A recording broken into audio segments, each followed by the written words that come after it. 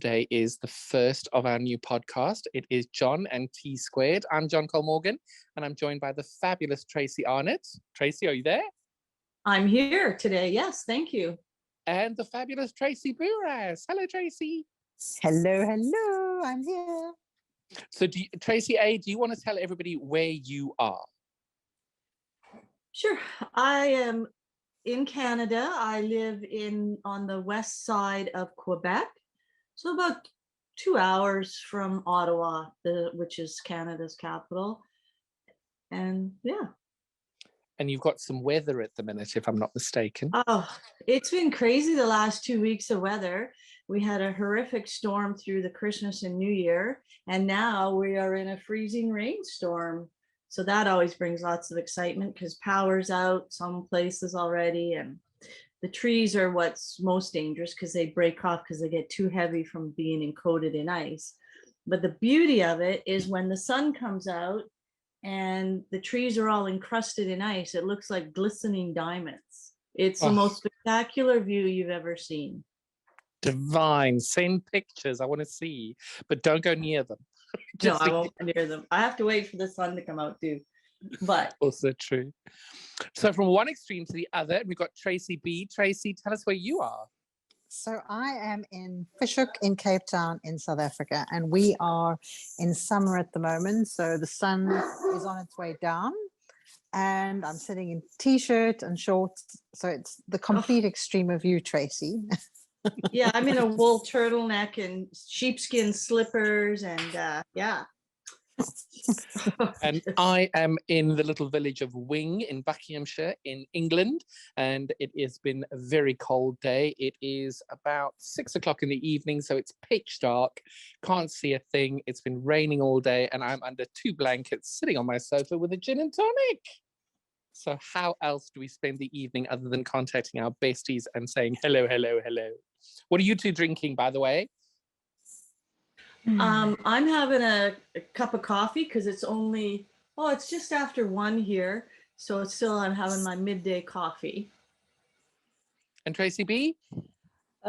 I'm being very good this evening. I've had a cider earlier with dinner, and now I am onto the water. So I'm just going to try and keep a clear head for the very first episode, John. I think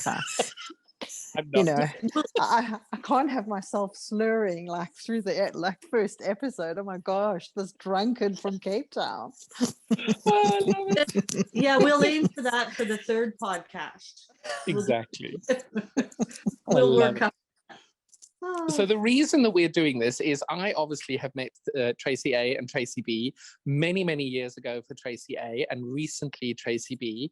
And I share a passion for quilting with these amazing women. And what I love about them is we've all got such different perspectives and such different takes on it. So what we thought we would do is to create a little bit of a different podcast where we all sit and chat about quilting. And the first episode, obviously, the most important thing is you need to know who the heck we are and where we come from and what we do and what we love about quilting.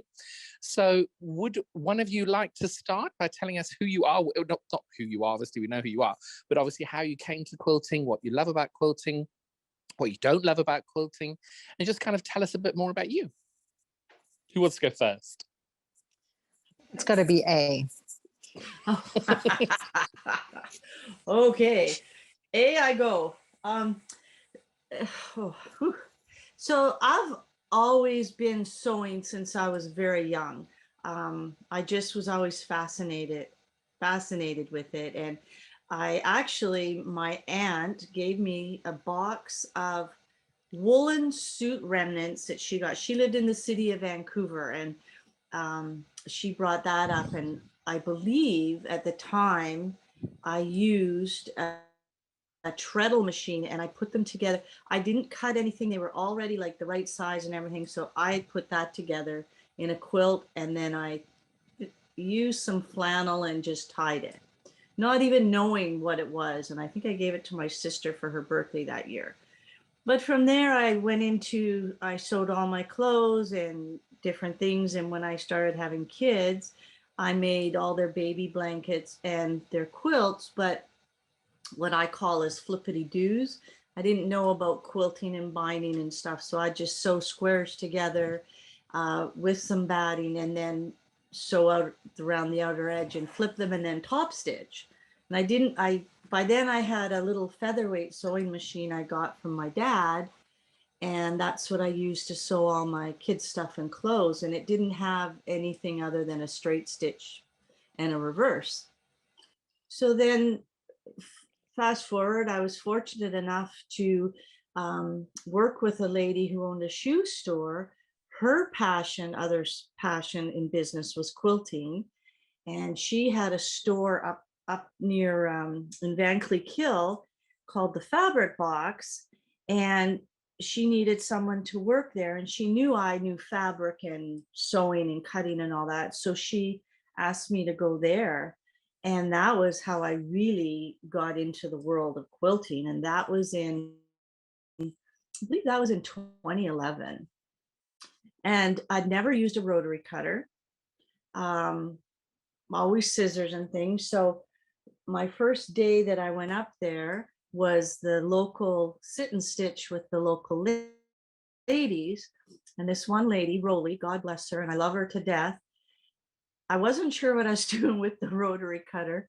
And she looked at me and she goes, "What the hell are you doing? Give me that." So she took the rotary cutter from my hand and showed me how to use it. And from there, it's just kind of grown.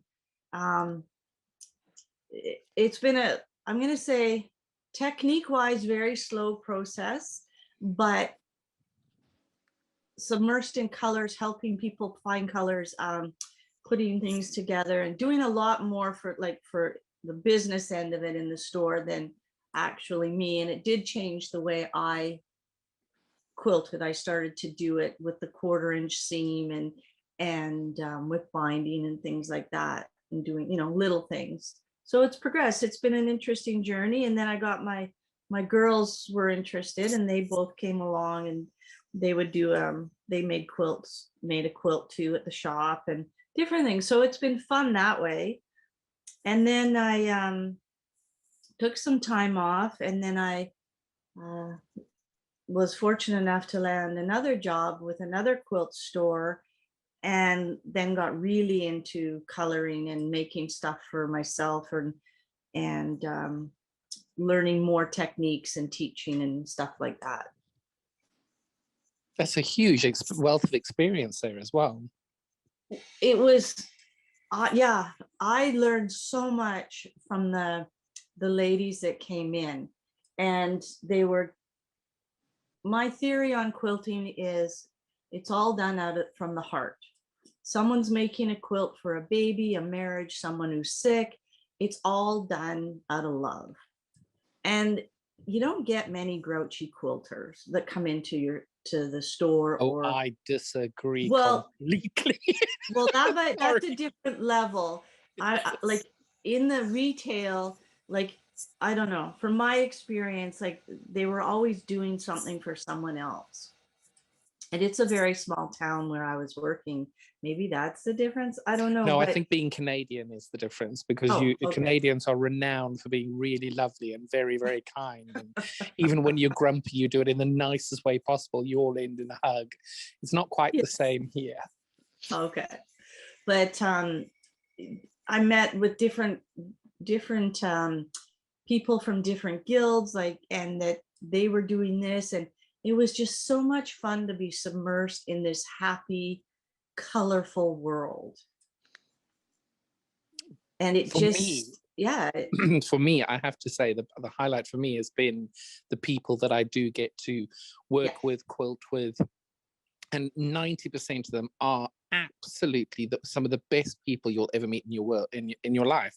So giving, so kind, so caring. All they want to do is share their knowledge, and it is the highlight for me of what you get, is because the people are just so lovely. I unfortunately have had very different experience. I think being a male quilter, I don't think that helps the cause. I always remember trying to join a group, and I remember asking this woman if I could join. And she said, "Oh, no, we definitely won't take you." And I was like, oh, okay, may I ask why? She says, "Well, women need a place to feel safe." And I looked at her and thought, the only thing about where you'd be unsafe is because if in case I sat on you and I'd squish you, because for God's sake, what on earth about a gay man is going to make you feel unsafe? But, you know, each to their own.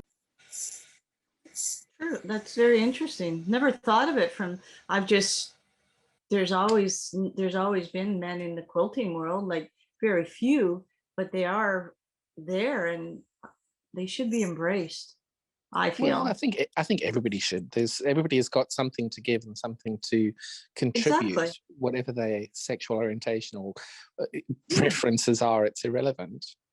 Well, Well, and I that's just love, sorry, Tracy. oh, I was just going to say, I just love that men have a completely different way of quilting, and that's what I find so interesting, because our brains do work differently. My dear husband keeps telling me how, you know, he doesn't want to do quilting because, you know, then he'd definitely show up all the girls, because men do obviously quilt better than women do.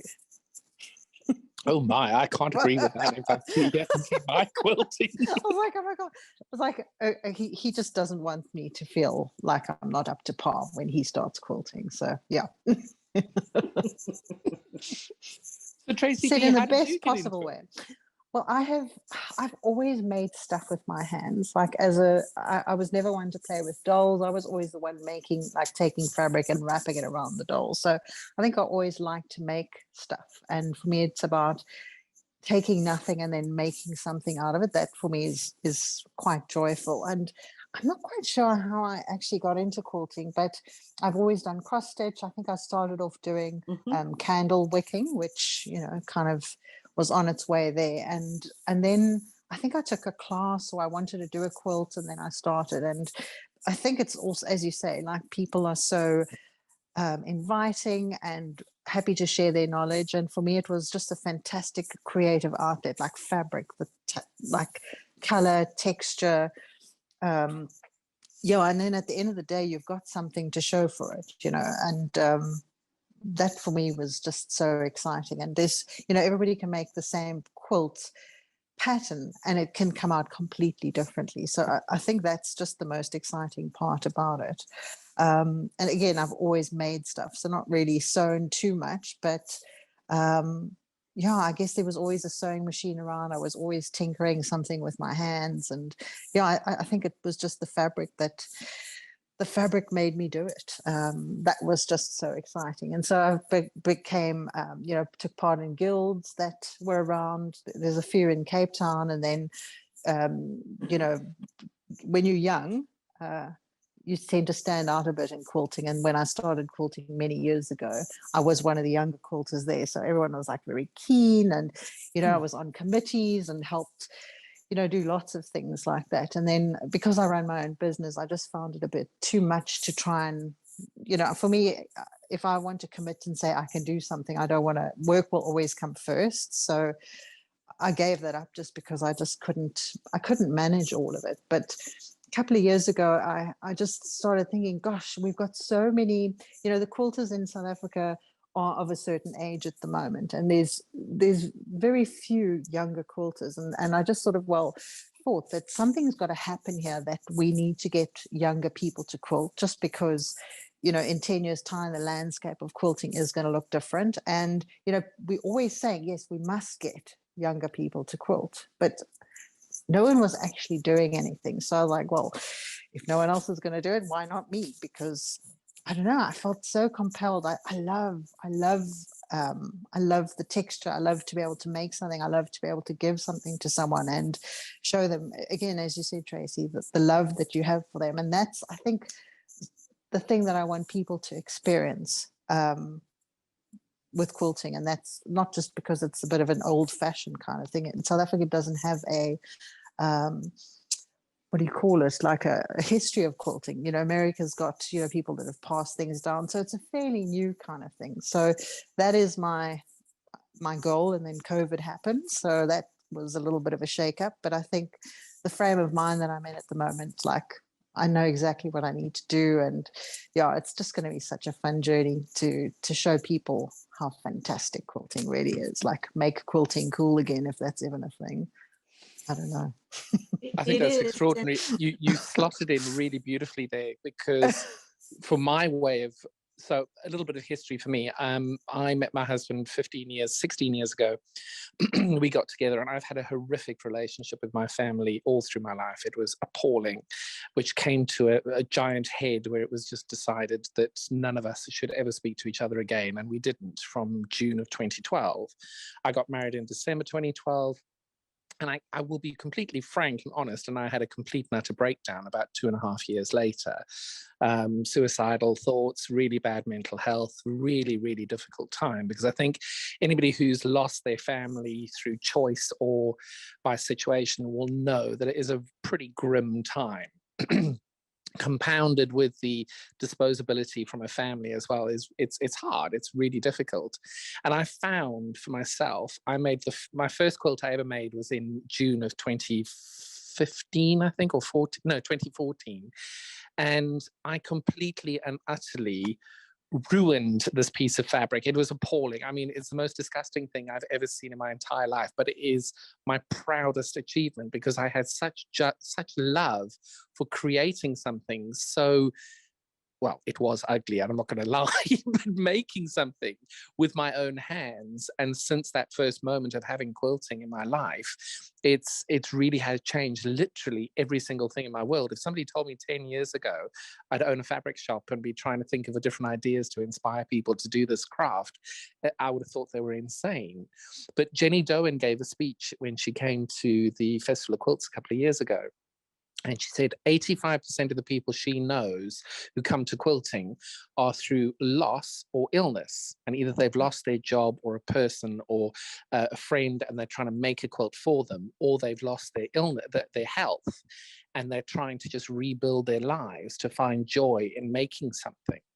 And I think that with today's mental health issues that are going on and things like that, I know for myself just how much, quite literally, quilting has saved my life.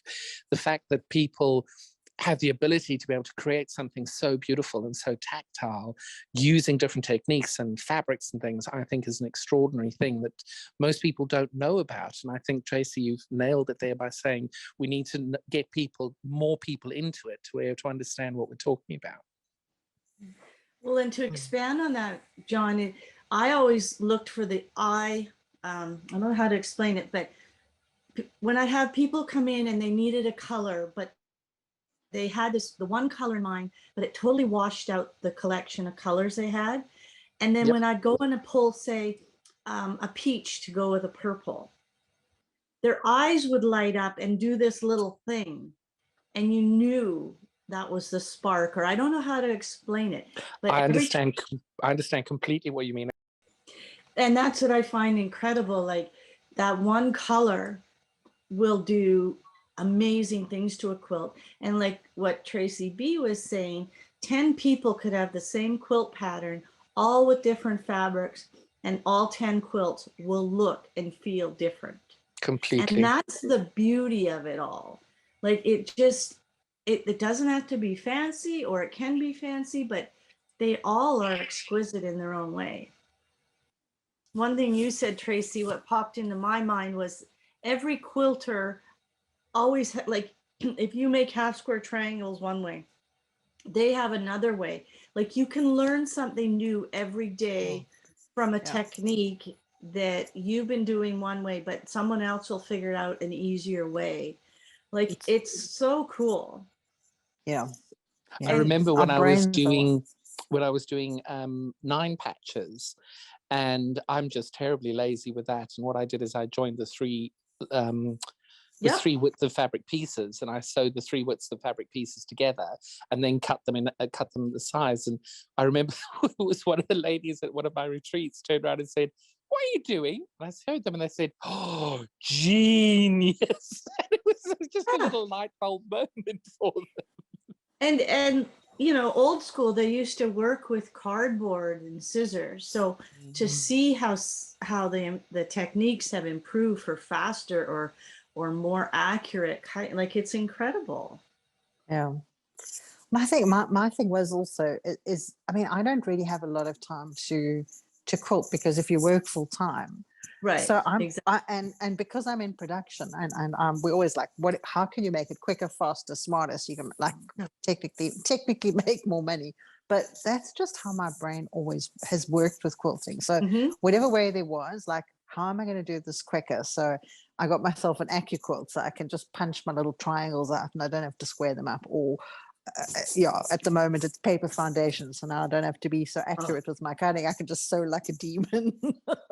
So yeah, it's just, I want to say that I don't want to say I'm lazy, but you know, when time is short, you want to make it count. And I remember when that's I just was how my doing brain Sewing works. Street, when I was doing Sewing Street, I referred to myself as lazy on air, and I got rapped over the knuckles by the producer and the director, and both of them said, "Don't ever say that you're lazy. Say that you're efficient." Yes, yes, That's so genius. Working your time to actually make something is really, really stressful because you don't have enough time.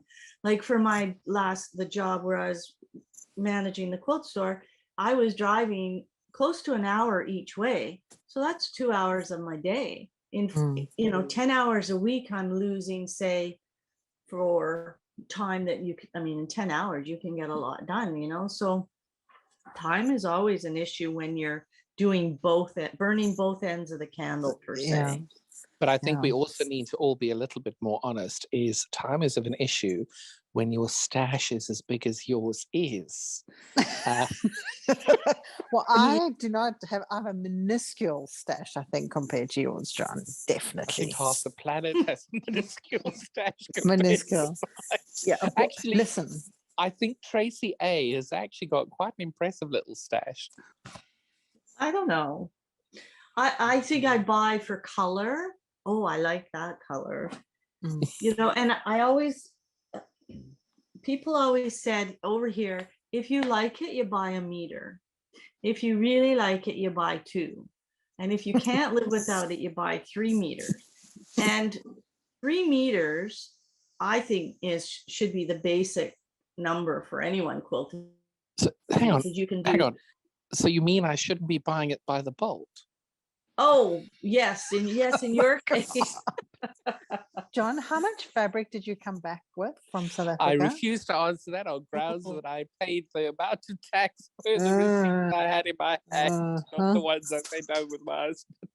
I didn't see your South African purchases. Every time I All saw I'll John, say like is that his I arms had were cradled in fabric. I had 2 suitcases going over there, and I had 7 suitcases coming back. Oh, and wow. Andrew may have had 5. Oh my God, that is crazy.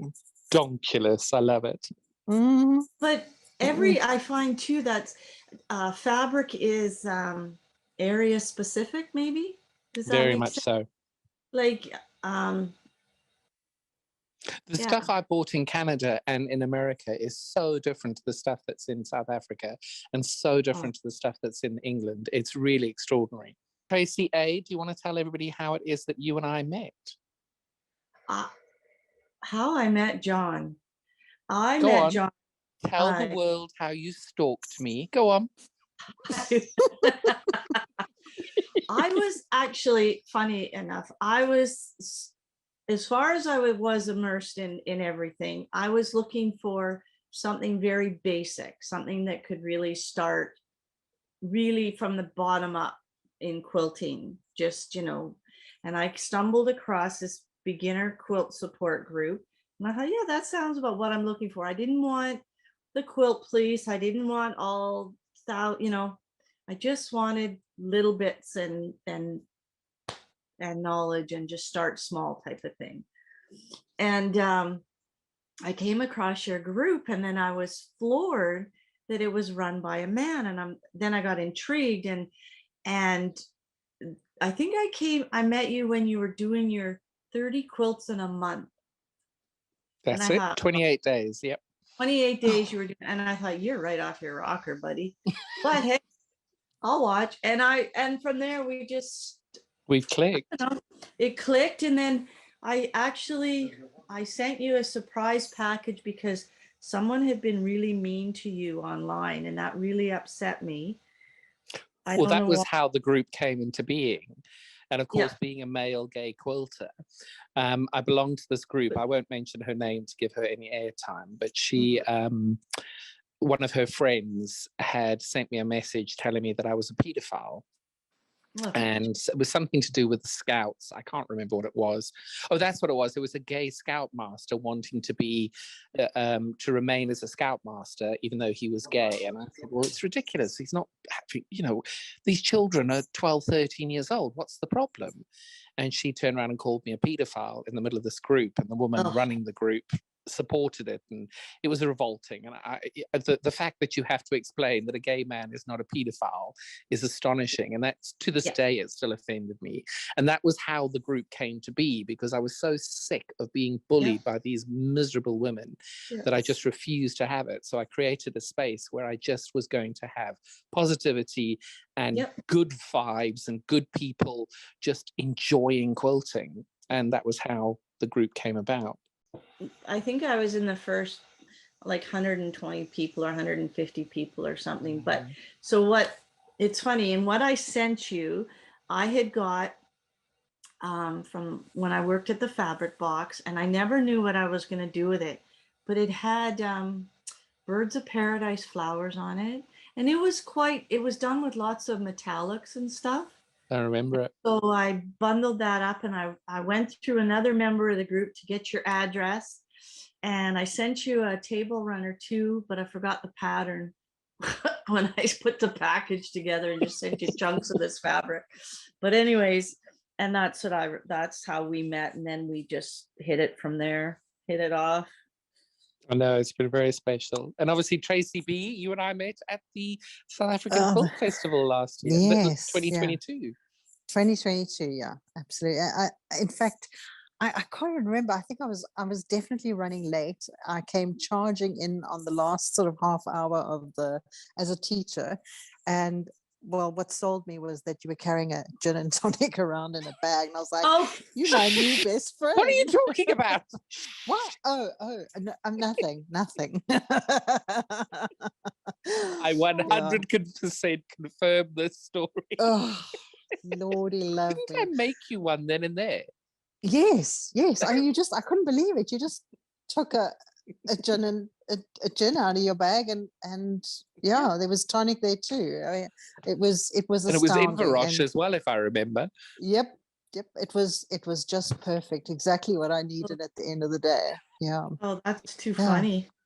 Yeah. Well, it definitely was. And it's I have funny to say that Tracy B has got to be, and I remember I was moaning about something, and she looked at me and she said, "It's so good that we have problems." And I looked at her and thought, "You're mental." And then I thought, and you're also the most positive human being I've ever met. It's wonderful. It's absolutely wonderful. Well, it's not always like that, but it's a choice that I've made. Yeah. And I choose it every day. No, it's very inspiring. It's funny, Tracy, because when you posted that link the other day from Maddie from Badass Quilters, well, just shortly after, when you say John had the gin and tonic stuff in his drink, I had gotten him a Badass Quilter bag, because he was about the only person I knew that would live up to that reputation, and so I sent him a Badass Quilter bag. You know that I got picked on at the Festival of Quilts the year you gave that to me, and someone said, "Why have you got arse written on your bag?" And I looked through and said, "I can, because I can. Have a lovely day. Bye." Are you serious? That's crazy. There's been I was reading some comments about that bag one time, and there was one lady up on a overpass, like in an airport, and there was a lady down below that had the same bag, and she started yelling at her from across the walkway, and they held up their bag. So I mean, it's hilarious. So yeah. Anyways, yeah.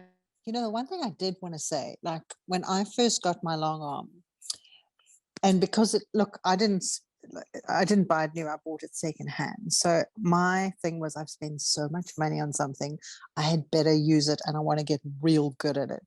That I used to get up at 5 o'clock every morning, and I would quilt for like an hour before I went to work. And by the time I got to work, I was like, all I could think about the whole day is when I get back home, I'm going to definitely start quilting the rest of that quilt. Oh, Like, not that it was great or anything, but I was like, practice definitely makes you better. Like, not that I'm, you know, super duper, but it definitely helps improve. And with anybody, when they want to say like, oh, I'm not great, or all you got to do is practice, really. And that was my thing, is that if you spend money on something like that, I was going to put the effort in to, you know, getting up an extra, you know, I'm tired at night, whether I get up at 5 or whether I get up at 8, like I'm still tired. So I may as well get an extra 2 hours quilting in. What better way? It's interesting you say that. One of the things I decided to do in my group was to be able to make 30 quilt tops over 30 days, to be able to just practice. And I don't care if they were terrible. It was to be able to say that I've done them, and each one of them got better and better and better. And it is only with practice that you do get to that point. Tracy B and I met in South Africa at the Quilting Festival in South Africa, and all the committee members she's talking about that I was lucky enough to meet as well, and just so welcoming and so open and so embracing of new people. It was wonderful.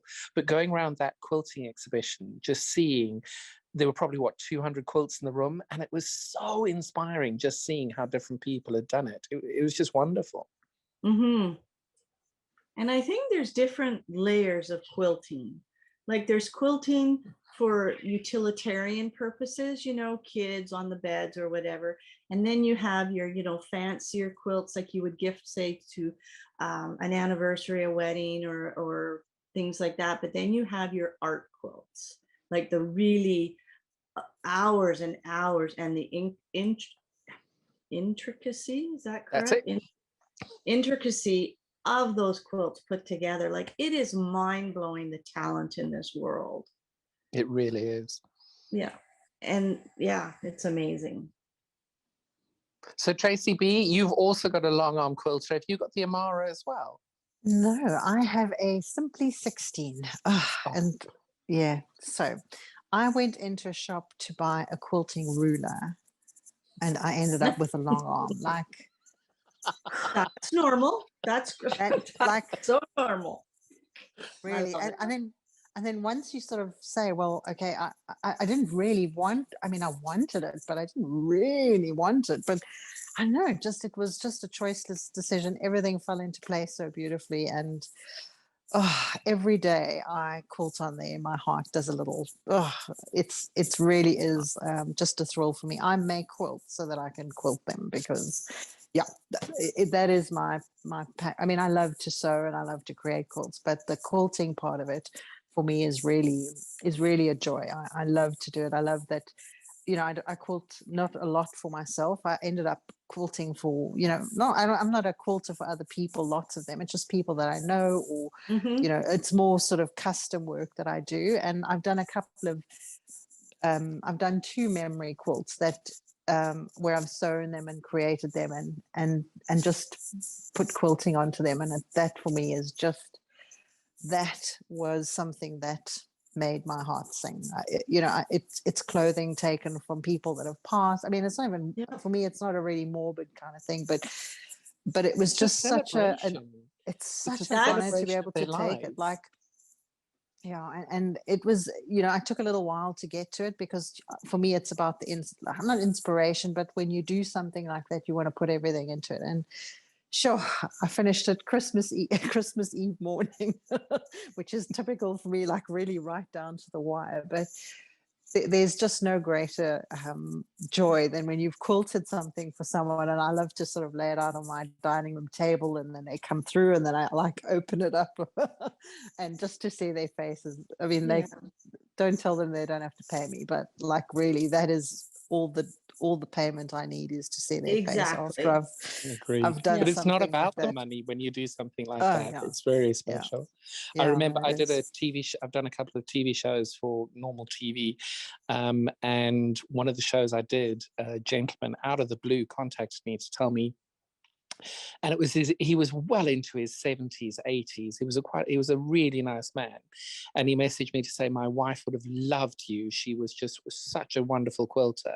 And he said, she's made this quilt, but unfortunately she died 2 years ago. And I've never seen anybody who could potentially be able to finish this off for my wife. Would you mind?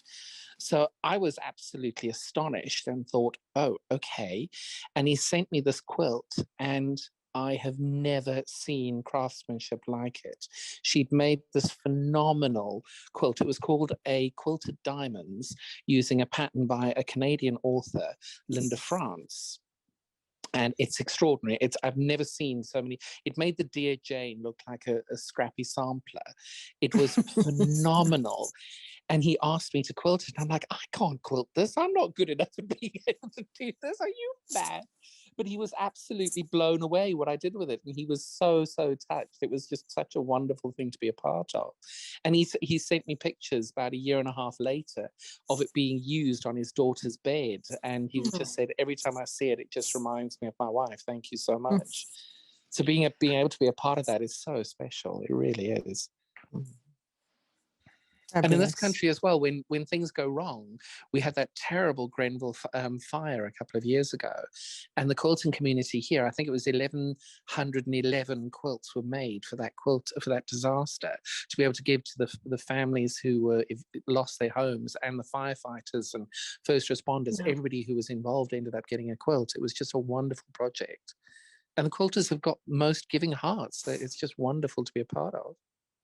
Yeah, over here too, they have, there's one lady I know, that Rolly, her and her sister, they just donated 25 quilts to, it's called Valois, but it's children's services, like for children that are, in